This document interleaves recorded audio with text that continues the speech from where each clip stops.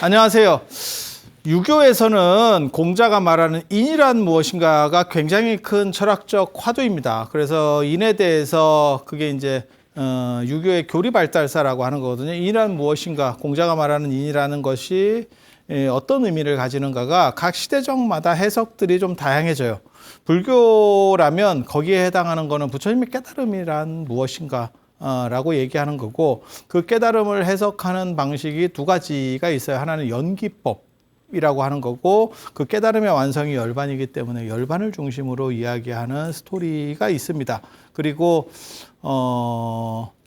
새로운 시대의 대승불교가 일어나면서 그 열반에 대한 함의들, 철학적 이야기들을 총 집대성한 게 지금 대승열반경, 대반열반경이고요.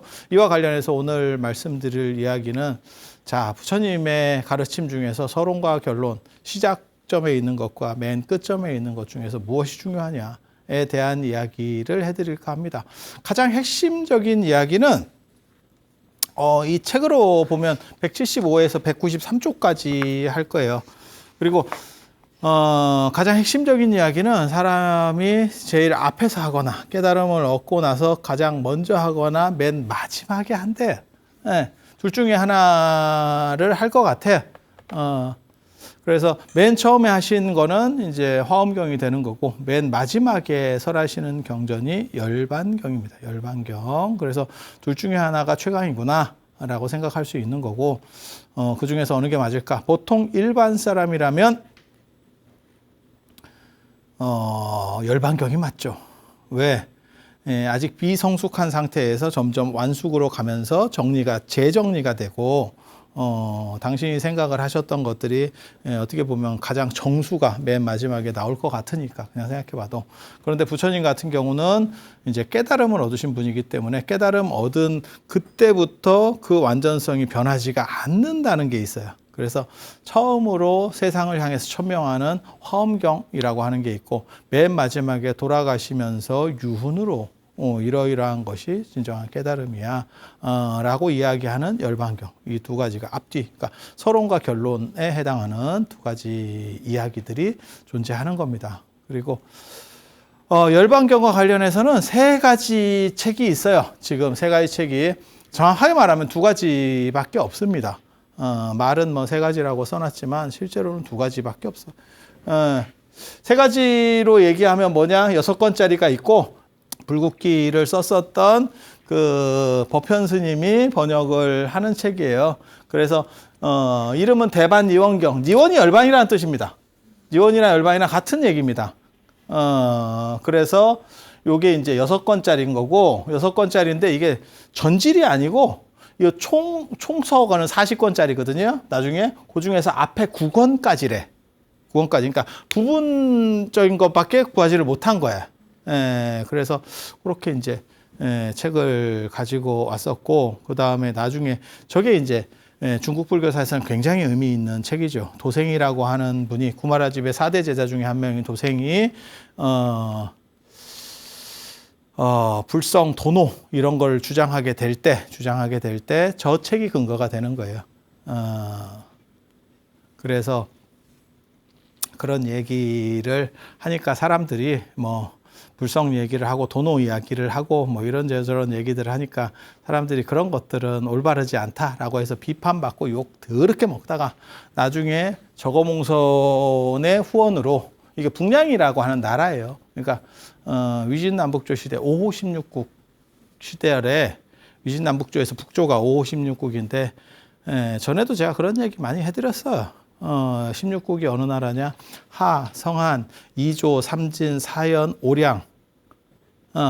이렇게 더하면 16개 나라예요. 그래서 양나라가 오량이니까 양나라는 5개나 있어.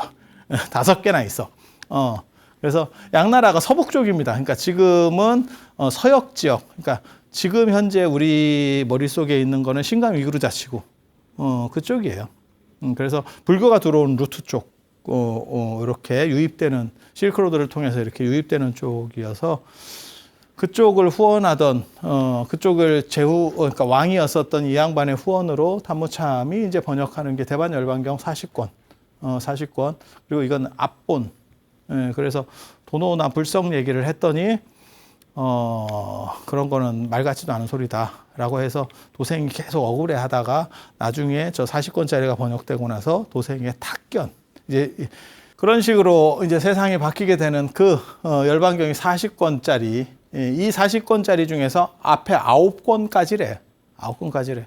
예. 그래서 이게 이제 번역본인데 이게 조금 문제가 있는 게 중인도에서 10권까지는 중인도에서 구했고 나머지 쉽게 말해서 30권은 호탄은 서역 실크로드의 도시국가예요. 저 호탄이 호탄은 진짜 저도 못 가봐서 참 그런데 꼭 가보고 싶은 나라 중에 하나예요. 지금 중국이에요. 신강 위구르 자치고. 근데 꼭 가보고 싶은 게 저기서 화엄경 대경이 완성됐어. 화엄경의 완성본이 저기야. 지장보살 성산도 저기 있어. 그리고 우리가 알고 있는 지장보살 본원경도 저는 저기서 어느 정도 이상 다 정리가 됐다라고 생각하는 거고, 그 다음에 북방 비사문 천왕의 또 저기가 메카예요. 그래서 저 호탄이 무지하게 중요해. 무지하게 중요해. 그런데 또 열반경도 호탄에서 뒤에 30권은 또 열반경도 호탄에서 얻었다는 거예요. 야, 도대체 저는 호탄이라는 나라가 뭐 하는 나라인지 참 모르겠다, 나도. 그래서 꼭 한번 가보고 싶어. 지장보살의 성산이 있어, 거기 가면. 거라제위산이라고, 그게 지장보살이 사는 산이에요. 남인도에는 보타라카산이 있고, 지장보살의 나와바리는 거기입니다. 야, 이게 또 참 그렇지. 남인도도 나중에 한번 기회 되면 보타라카산에 한번 가보려고. 도대체 무슨 상황인지를 한번 찾아볼까 싶어요. 기회가 되면 뭐 갈 수 있을란가 모르겠다. 그래서 그런 정도 이 호탄이 굉장히 중요하고, 호탄이 또 물건이 또 좋은 물건이 하나 나죠. 거기에 허텐옥이라고 옥산지예요. 그래서 그 옥이 들어온다 그래서 옥문관, 서쪽의 관문을 옥문관이라고 하는 거고, 거기 잘 지키라는 뜻에서 옥문관, 그 다음에 옥이 들어온다 해서 옥문관. 금문교 생각하시면 되지. 금문교하고 똑같은 거지.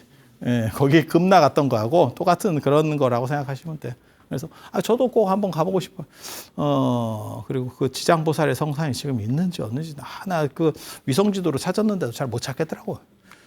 쉽지 않아. 그래서 그렇게 있는 거예요. 이 얘기는 뭐냐면, 이 얘기는 인도에서 완질이 유통이 채 안 됐을 수도 있다는 거, 한 가지.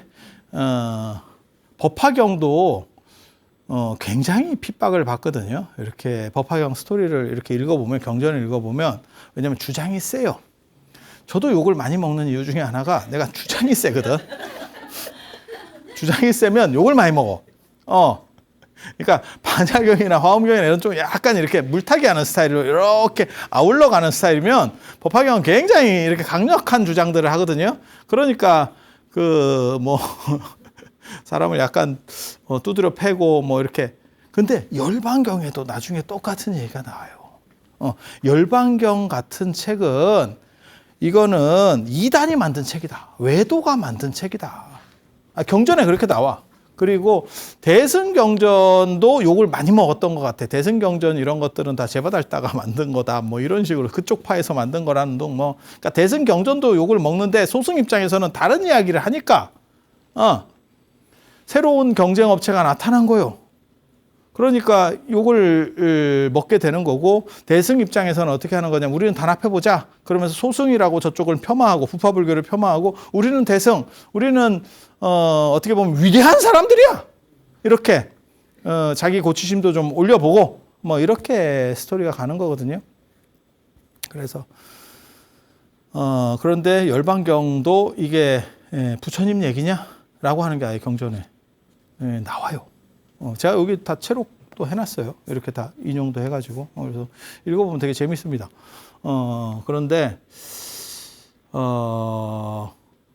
아무튼 열반경도 말이 세요. 근데 법화경은 그나마 좀 나은 게 7권짜리니까. 그게 이제 이렇게 움직이기가 쉽거든. 근데 열반경 정도만 해도 한 40권 되면 만만치 않습니다. 그래서 그게 완전히 어떻게 보면 풀세트가 인도에 없었을 수도 있겠다라는 생각도 있어요. 인도에 풀세트가 없고 실크로드가 굉장히 자유로워요. 동서의 교통로기 때문에 별 놈이 다 있어. 별 희한한 놈들이 많아. 왜냐하면 여러 지역에서 오는 사람들, 문화권이 다른 사람들이 오기 때문에 거기서 막 융합되면서 무언가가 요즘으로 말하면 거의 한 뉴욕 같은 데라고 보시면 될 거야. 그래서 야, 이게 뭐 하는 데인가 싶은데 문화가 쫙 올라갑니다. 그런 사람들의 이러한 이상한 소리들 속에서 문화가 올라가. 그러니까 그거는 이 서역 지역만 그랬던 건 아니고 사실은 중동도 그렇죠. 중동도. 그래서 아라비아 상인들이라고 하는 게 있고 그 사람들이 유행시킨 두 가지가 있잖아. 하나는 아라비아 숫자. 전 세계인들이 모두가 쓰는.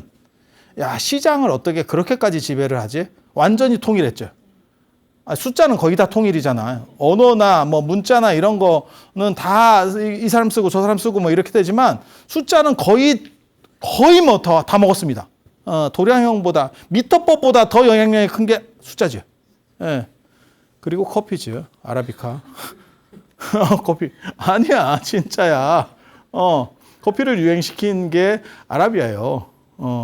아랍 사람들이 그거 먹으면서 기도했잖아. 잠 깨면서. 그러니까 커피하고 차하고는 같은 의미라고 보시면 돼요. 그래서 선불교에서의 차, 명상할 때 졸리니까 차를 마시고 걔네들도 기도하면서 졸리니까 커피를 마시고 이러면서 유럽으로 그 무어인들이 나중에 유럽으로 점령 들어가잖아. 그게 이제 스페인의 아람브라 궁전 뭐 이런 거 나오잖아.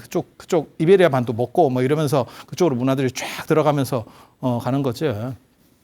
그리고 기본적으로 알아두셔야 될 거는 요즘 이제 중동 사태랑 관련해서도 나오는 건데 이란은 중동이 아니에요. 이란은 페르시아야. 이라크부터 저 북아프리카까지가 중동이야. 그러니까 영역 구분을 잘 해야 돼. 중동하고 페르시아는 좀 달라. 그래서 아리안족 할 때 이란 아리안 이렇게 나오는 게 페르시아 계통이 아리안족인 거예요. 그래서 그렇게 나뉜다라고 생각을 하시면 되고 지금 그래서 경전이 완질이 과연 인도에 있었느냐라는 생각을 해볼 수 있고 이 두 가지가 붙었으면 10권짜리하고 뒤에 30권짜리가 붙었으면 무슨 일이 벌어지느냐? 아구가 좀 안 맞겠다라는 생각을 해볼 수 있죠. 왜냐하면 처음부터 한 세트로 온 게 아니고 두 세트인데 내가 맞췄어. 이렇게 조립했다니까. 그러면 조금 왜냐하면 이게 우리 같이 이렇게 책을 만들잖아. 인쇄, 동아시아의 인쇄술이라는 건 진짜 대단한 거야. 안 바뀌어요. 그러니까 이 책이 예를 들어서 이게 앞부분만 남았어. 그리고 또 딴 데 가서 뒷부분이 있는 걸 사서 내가 붙였어. 완질입니다. 이게 출판 연도만 같으면 완질이야. 맞지? 서사는요, 중구난방이다. 그리고 그 서사의 배경이 뭐냐면 그러니까 암송 문화가 이게 책으로 나온다 그래서 딱 끊어지는 게 아니에요.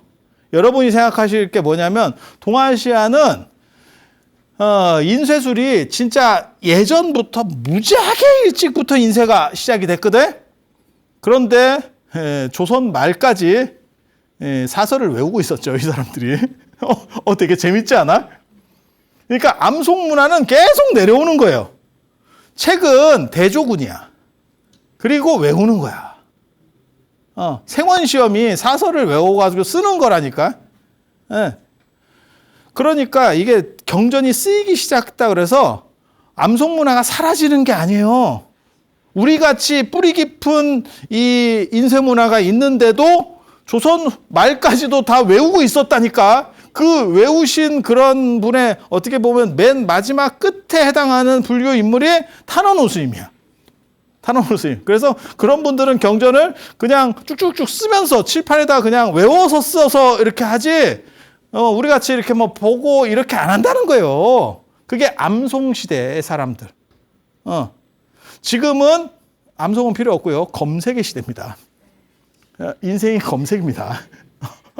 지금은 그렇게 가는 거야. 그러니까 경쟁력이 달라.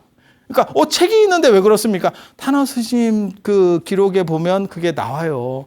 책 하나를 펴놓고 타너 스님께서 이렇게 삼본사 수련소나 이런 가르칠 때 보면 책 하나를 펴놓고 주변에 모든 사람들이 동그랗게 돌아앉아서 책을 한 권으로 보는 거예요.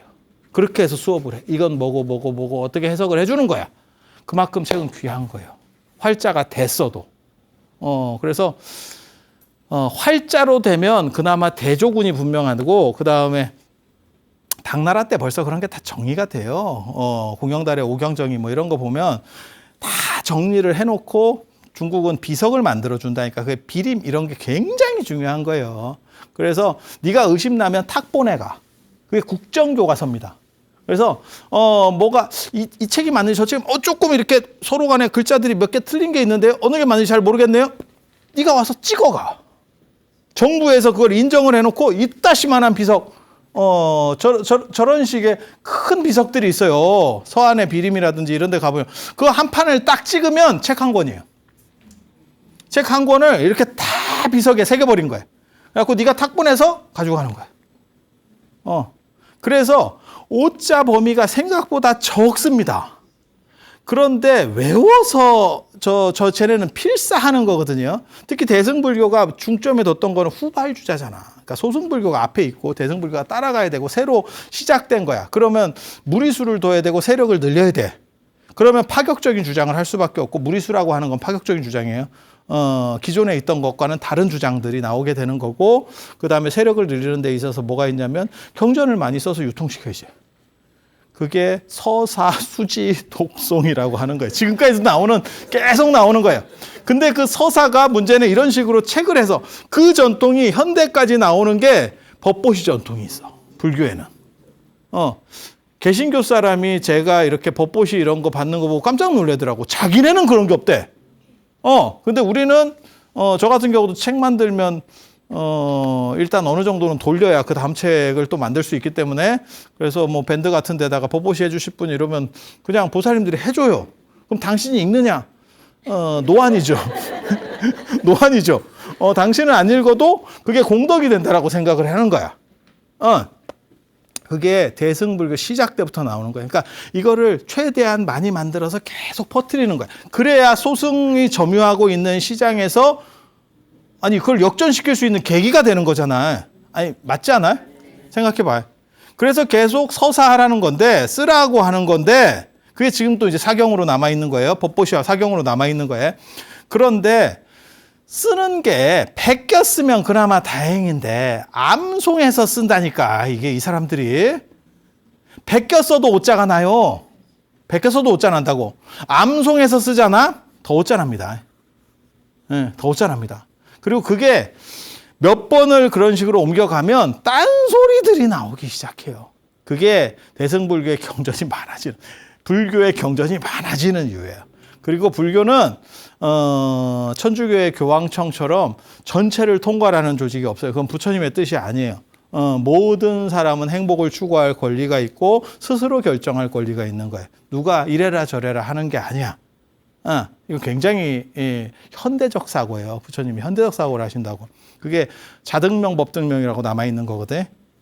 진리에 의존해선 가지만 네 자신이 더 중요해. 그래서 자등명, 법등명인 거예요. 자가 먼저 나오고 내가 먼저 나오고 법이 나오는 거야. 진리가 나오는 거야. 진리에 종속되는 게 목적이 아니고 내가 행복한 게 목적이기 때문에. 그래서 그런 논리 구조 속에서 어떤 일이 벌어지냐면 이단이 없어요. 그러니까 이단이라고 뭔가를 이렇게 규정을 해가지고 요 밖에는 안 돼. 야, 손 넘지 마. 이런 게 없어.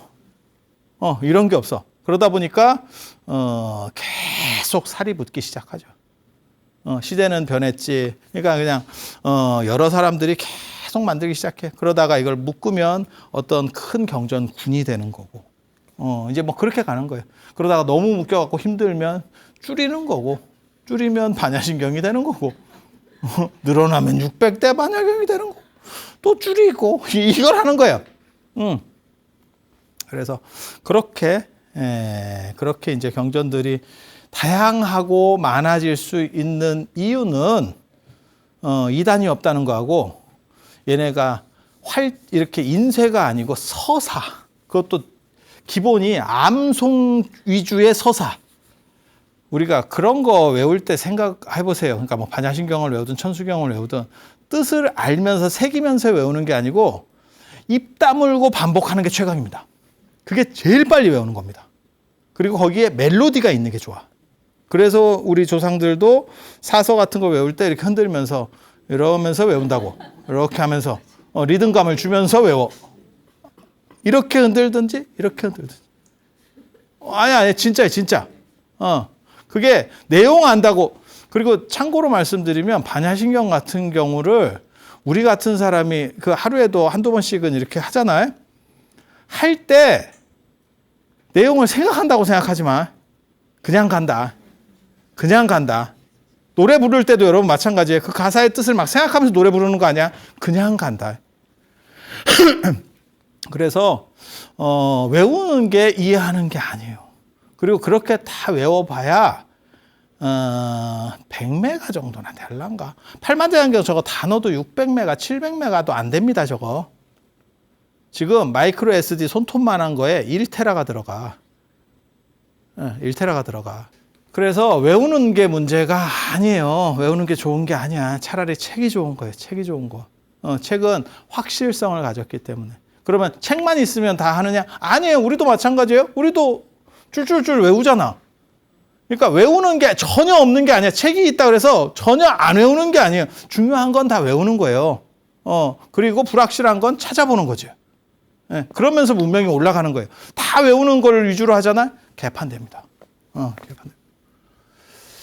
그래서 요게 외운 거를 가지고 이런 식으로 책을 만드니까 이게 아구가 안 맞아요. 인쇄된 걸로 4분의 1하고 4분의 3하고 이렇게 붙였으면 거의 아구가 이게 예를 들어서 이게 지금 책이 언제 나온 거냐면 24년에 나왔어요. 근데 제가 이거를 또 나중에 증보판을 만들었어. 한 2년 뒤에.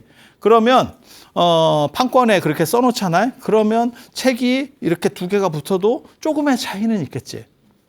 그 정도 차이에서 암해질 거예요.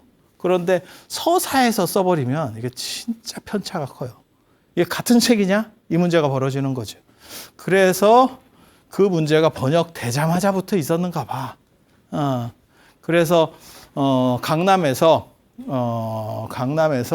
책을 다시 편집을 해요. 그러니까 이 두 개의 책을 대조하면서 앞쪽에 좀 문제가 더 있다고 생각했는가 봐. 그래서 여기에 9권까지가 있잖아. 10권까지를 여기서 가지고 왔다는 거잖아. 인도에서. 그러니까 요거를 대조해 가지고 이거는 이제 대조군이 없으니까 뒤에 30권에 해당하는 거 대조군이 없으니까 그래서 그거를 맞춰서 겹치거나 이제 문제 있다고 생각하는 거는 덜어내고 중국 사람들이 편집을 한 거예요. 그게 36권 대반열반경입니다.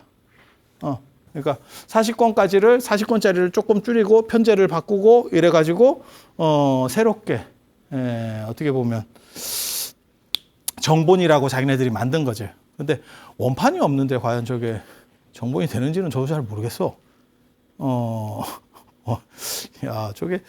저런 방식이 가능한가? 근데 중국 사람들이 상당히 교만하기 때문에 가능할 수도 있다는 생각은 들어요. 현장 스님이나 이런 거 보면 경전을 중국말로 번역을 하고 한문으로 번역하고 나서 원반을 안 봐, 더 이상. 원본을 안 봐. 이게 무슨 번역본 중심으로 가. 번역본 중심으로. 그러니까 번역을 하는 거는 우리가 잘 못 알아들으니까 번역을 하고 원본과 대조해 가면서 이렇게 공부하는 거거든. 우리가 일반적으로 상식적으로 생각할 때 공부는. 근데 얘네는 번역하면 원본을 안 봐. 그러니까 저기도 저런 생각을 할 수 있는 거예요. 두 개의 책이 있네? 그러면 약간 이게 중첩되네? 그러니까 그걸 맞춰가지고 그냥 하나로 놀랍죠. 놀랍죠. 그래서 이렇게 만들어진 게 지금 유통되는 거는 대부분 이 36권짜리 열반경입니다. 이것도 있긴 있어. 이렇게. 그리고 부처님이 이제 일대 설법하신 거 49년 설법설이라 그래요. 49년 설법설. 요게 이제 두 가지를 기본적으로 좀 알아두셔야 되는데 요즘 불교에서는 저 남방설을 써서 굳이 남방설을 쓸 일인가 싶은데 45년 설법설이라 그러고 원래 우리 동아시아는 전통적으로 49년 설법설을 이야기를 했어요. 그래서 부처님께서 남방 기록에 따르면, 남방 주장에 따르면 35세의 깨달음을 얻게 되는 거고, 35세의 깨달음을 얻어요. 그리고 북방 우리 동아시아 전통에서는 31세의 깨달음을 얻어요. 31세부터 80세까지 내려가면 요게 49년이에요. 그리고 그때 어떤 말씀을 하셨다 라고 정리한 사람이 현계다면이라고 하는 천태종의 아주 중요한 중조입니다. 천태종의 중조. 천태종이 수나라의 지배 이데올로기라서 강남 쪽에 시작을 하다 보니까 또 정신 못 차리고 있었던 거예요.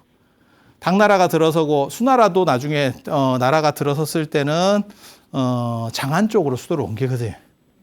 예, 장안 낙양이 이제 중심이 돼. 결국 정답을 얘기하면.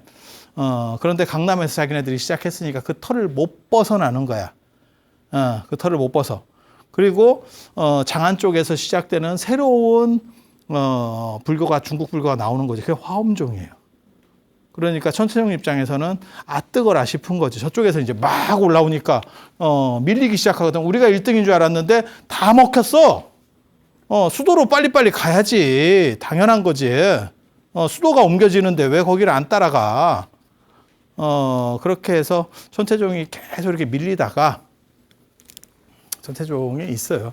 천태종에 해문이라고 하는 분이 있고, 이게 1조, 그 다음에 해사라고 하는 분이 있고, 지의, 천태지자대사예요. 지의. 이분이 천태종을 이제 만든 거예요. 그 다음에 장안관정, 지위, 해위, 혈랑, 좌계 혈랑이라고 혈랑이 있고, 요 밑에 현계다면이 있어요. 요 다면. 요 양반이 장안 낙양을 중심으로 천태종을 다시 일으킵니다. 부처님의 49년을 어떻게 설명을 하냐면 지금 이렇게 설명을 하는 거예요. 아함경을 12년 동안 설하셨고, 사아함, 그 다음에 방등경, 대승경전을 8년 동안 설하셨고, 반야경을 22년 설하셨고, 법화경과 열반경을 합쳐서 8년 동안 설하셨고, 그 다음에 화엄경을 3, 7일을 설하셨다. 바꿔 말하면, 순서대로 말하면 이렇게 되는 겁니다. 화엄경은 21일 동안 설하셨고, 언제냐? 31살 12월 8일부터 28일까지. 3, 7일, 21일 동안. 21일 동안 설하셨으니까, 요렇게. 요게 이제 어떻게 보면 서론에 해당하는 거죠. 첫 설법, 부처님의 대승불교에서 말하는 거예요. 첫 설법이고, 저거는 일반 쩌리들로서는 이해할 수가 없대. 그래서 저 얘기를 한번 크게 딱 던져놓고 사람들이 얼빙하고 잘 못 이해하는 거예요. 그러니까 그러면 내가 초등학교부터 시작하겠다. 초등, 그 다음에 중등, 고등, 그 다음에 대학원 이렇게 가는 거예요. 네. 이해가 되시죠? 아니, 저게 진짜를 얘기하는 건 아니에요. 저들은 그렇게 이야기하고 저들은 이렇게 이해했다. 당나라 시대의 사람들은. 당나라 시대의 사람들은. 그래서 그 내용을 조금만 더 보입시다. 21일 동안 화엄경을 설하시고 첫 설법, 부처님이 되고 난 첫 설법이에요. 그리고 나서 안 되니까 아함경을 12년 동안 설하셨대. 아함경이 자바함, 중함, 장함, 그 다음에 증일아함이거든. 그게 쌍마디항에 해당해. 쌍유따니까야. 그 다음에 맞지마니까야. 디가니까야. 안구따라니까야. 이렇게 요거를 12년 동안 설하셨대. 그리고 나서 조금 수준이 올라가니까 대승경전을 8년 동안 설하시는 거예요. 대승경전 중에서 여러 가지가 많은데 대보적경이 제일 커요. 여러 가지 대승경전들을 이제 8년 동안, 아함보다 훨씬 많은데 어떻게 8년 동안 설하지? 난 잘 모르겠는데, 저게 이제 대승시교죠. 대승시교. 그러니까는 대승경전 중에서 좀 쩌리들. 그러니까, 스마트폰이 나오기 전에 여러 가지들이 있었다니까. 거기다가 무슨 계산기 넣는 것도 있고, 그 다음에 PDF도 넣는 것도 있고, 그러다가, 그러니까 여러 가지 시도들이 조금씩 나오다가 결정적으로 딱 하나가 나오는 거거든. 그래서 그렇게 해서 어떻게 보면 결정판으로 하나가 나오는 게 22년 반야담. 51세부터 72세까지 대반야경을 설하셨다. 그러니까 연도로다가 이분이 주장한 방식을 연도로 한 사람이 이렇게 되는 거예요. 그렇게 해서 대반야경 600권을 설하셨고, 이제 양이 많으니까 뭐 그 정도 양이면 저 정도 안 되겠나, 뭐 이렇게 당신이 판단한 것 같아. 저도 저게 판단근거가 도대체 뭔지는 저도 모르겠어. 뭔지 모르겠어. 그리고 나서 그 뒤에 법화경하고 열반경을 이제 설하시는데, 법화 열반 08년이라고 나오거든. 그러니까 8년 동안 법화경 열반경을 설하셨다라고 나오지만, 실제로 열반경은 12월 8일 돌아가시는 그 열반하신 날 당일입니다. 당일. 하루만 설하시는 거야. 그 얘기는 뭐냐면 합쳐서 8년인데 한쪽이 하루면 다 법화경이죠. 하루 빼고 다 법화경이야. 그러니까 8년 동안 법화경을 설하시고 맨 마지막 돌아가시는 날, 소승불교에서 소승열반경은 7개월 동안의 내용을 얘기하고, 대승열반경은 하루예요. 하루 만에 일어나는 사건들을 이야기하고 있어요. 그래서 이게 하루가 빠져버리면 여기 8년은 법화경입니다. 73세에서 80세까지. 그리고 마지막 하루에 대승열반경을 설하셨다. 이렇게 나오는 거예요. 그러면 생각해 봅시다. 이 중간은 조금 떨어지는 걸 거고,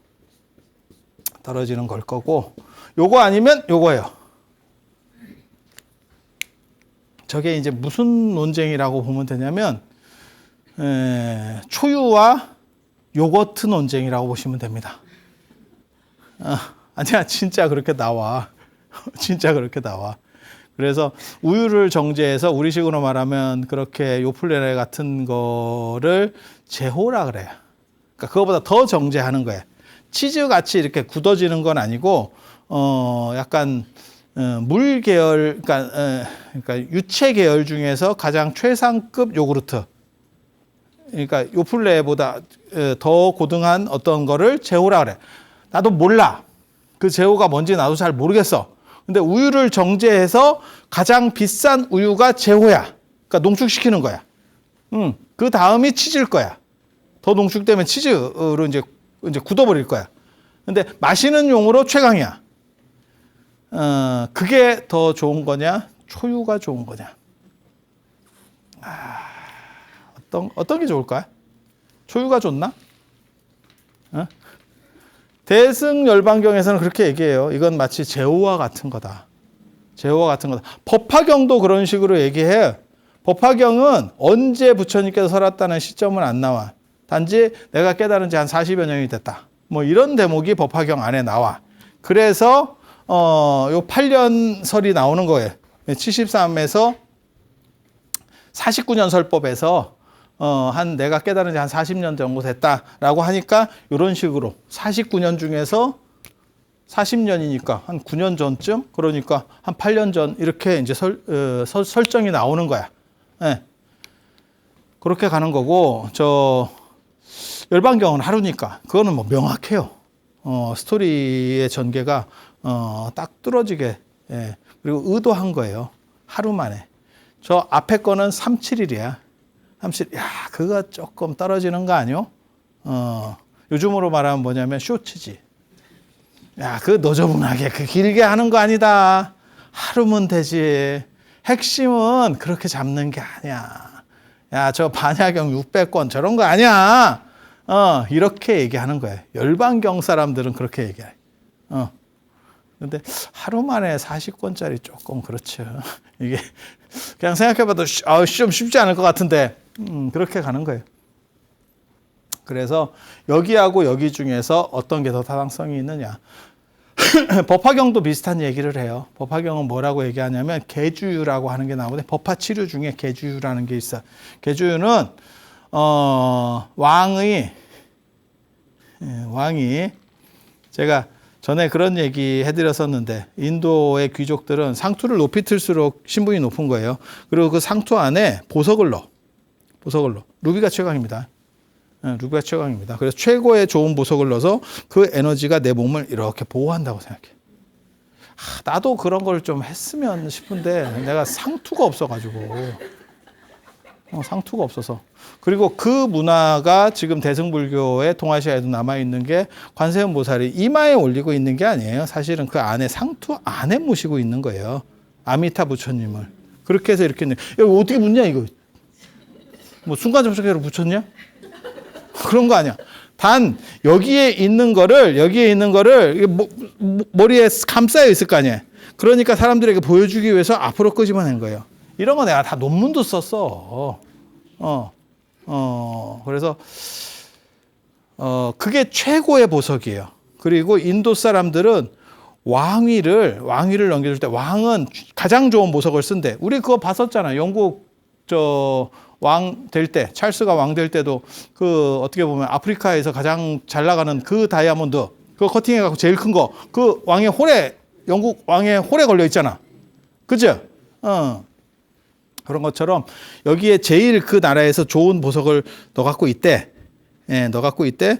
그리고 내가 살아생전에 왕위를 양위하면 그 내가 지정하는 태자나 이런 거 없습니다. 내가 지목하는 놈이 왕이 되는 거야. 내 아들 중에서 지목하는 걔한테 그 권위를 요걸 넘겨줘요. 그걸 넘겨줍니다. 그러니까 우리는 뭘로 해주냐면 옥세로, 도장으로 하거든요. 그래서 예전에 그 세조나 이런 거 보면 뭐 단종이 옥세를 이렇게 주면서 숙부가 좀 하시지요. 그럼 됐다고. 나 이런 거 원하는 거 아니라고. 괜찮다고. 조카가 계속 하시라고.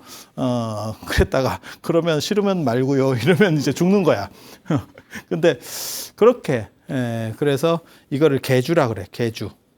계주. 그래서 계주를 넘겨주는 것처럼 법화경이야말로 맨 마지막에 부처님의 정수를 나타내는 경전이다. 라고 얘기하는 거예요. 그래서 그게 만년경전이라고 얘기하는 거고, 열반경에서는 마치 우유가 정제돼서 최고로 비싼 제호가 되는 것처럼, 제호미라 그래요. 제호의 맛. 제호가 되는 것처럼 열반경이야말로 최강이다. 그래서 뭐라고 나오냐면 모든 대승경전의 산매를 다 얻어도 소용이 없다. 열반경을 모르면. 열반경이야말로 최강이다. 근데 이 경이 최강이다라고 대승경전에서 어느 정도씩은 다 나오지만 제일 그 말이 많이 나오는 게 법화경하고 열반경이에요. 내가 최고다. 내가 제일 잘 나가. 그러니까 진짜 실체를 드러낸다니까. 나 이런 거야. 이렇게. 이거 굉장히 재밌어요. 그래서 서론과 결론에 대한 얘기가 있는 거고, 그러면 이 둘 중에서 네가 선택하라고 하면 뭘 선택하겠느냐, 그건 관점에 따라 달라. 그런데 여기는 하루고 진짜 엑기스 쇼츠로 해놓은 거고, 여기는 21일. 그러니까 이것도 다 설정에 맞춰져 있는 거예요. 그리고 또 한 가지는 뭐냐면 동아시아 전통에서는 지금은 상황이 좀 달라졌어요. 근데 옛날에는 서문이 맨 뒤에 붙어. 서문이 발문이야. 맨 뒤에 가장 핵심적인 거를 정리를 해요. 그래서 그런 전통에 비추어 보면 열반경의 타당성도 상당히 중요하다. 화엄경에 못지않게 중요하다. 라는 생각을 해볼 수가 있고, 지금은 시대가 바뀌었어요. 지금은 시대가 바뀌어서 앞에서 이렇게 너저분하게 천천히, 예전에는 이렇게 얘기하고 맨 끝에서 뭔가를 주려고 했는데 지금은 그렇게 앞에서 이렇게 설살살 가면 채널이 돌아갑니다. 안 봅니다. 됐고요. 30초 안에 얘기해 보세요. 쇼치 씨. 그렇게 가는 거예요. 시대가 바뀌었어 지금. 그래서 열반경까지 가다가 죽지. 그래서 확실하게 뭔가를 딱 나타내는 그런 시절에 맞는 새로운 걸로 좀 생각을 해야 되기는 하는데, 원래는 맨 마지막에 하루라는 농도 깊은 깨달음을 이야기하는 거고, 그게 맨 마지막에 부처님이 제시하는 최강의 놓고 갈 거, 털고 갈 수 있는 거 다 털고 갈, 유산 중에서 제일 중요한 거, 여러분도 마찬가지예요. 자식에게 뭐 집을 사줄 수도 있고 뭐 하지만 내가 짱 박아 놓은 것 중에 제일 좋은 거 맨 마지막에 놓고 간대. 그게 열반경이래. 그게 열반경이래. 아니, 열반경은 그렇게 얘기한다니까. 열반경은 그렇게 얘기한다니까. 그래서 최강이야.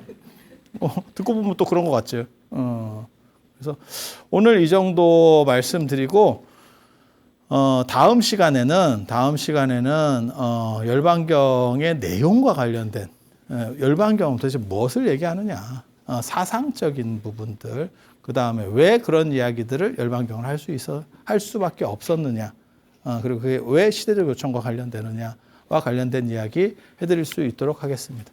자, 들어서 감사합니다. 감사합니다.